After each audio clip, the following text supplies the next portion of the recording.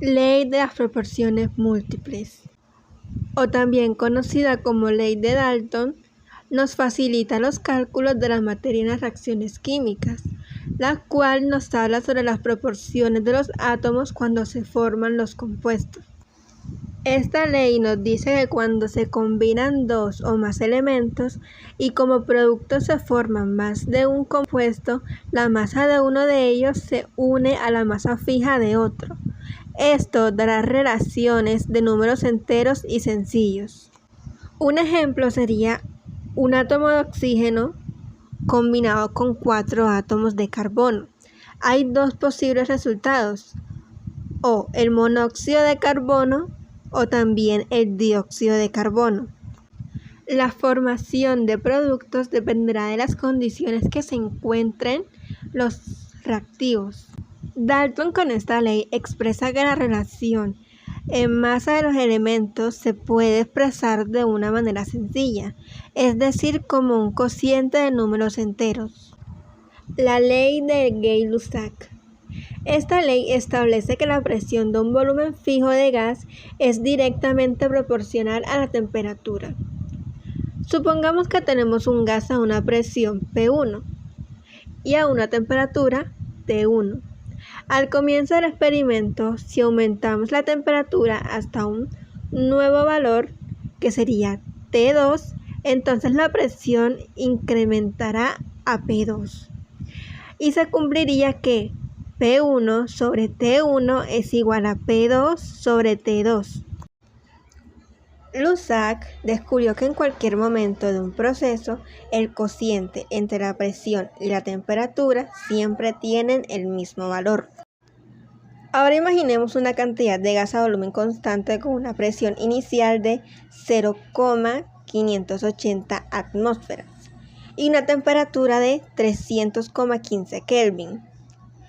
Si se aumenta la temperatura a 524,15 Kelvin, ¿qué esperaríamos que suceda? En efecto, que la presión del gas aumentara. Se cumpliría que P sobre T es igual a K. Por lo tanto, P1 sobre T1 es igual a P2 sobre T2. Para aplicar todo lo dicho en un ejemplo, imaginemos que tenemos una presión inicial de 440 milímetros de mercurio y también una temperatura inicial de 308,15 Kelvin. Ahora, si la presión se aumenta a 760 milímetros de mercurio, ¿a cuánto aumenta la temperatura? En este ejemplo conocemos todos los datos menos la temperatura final. Para ello, vamos a despejar de nuestra fórmula principal, que ya la conocemos, que es P1 sobre T1 es igual a P2 sobre T2. Despejándola, quedaría que T2 es igual a P2 por T1 sobre P1. Reemplazando los datos, quedaría que 760 milímetros de mercurio por 308,15 Kelvin sobre 440 milímetros de mercurio. Aquí se cancelarían mercurio con mercurio para que nada más quede la temperatura en kelvins.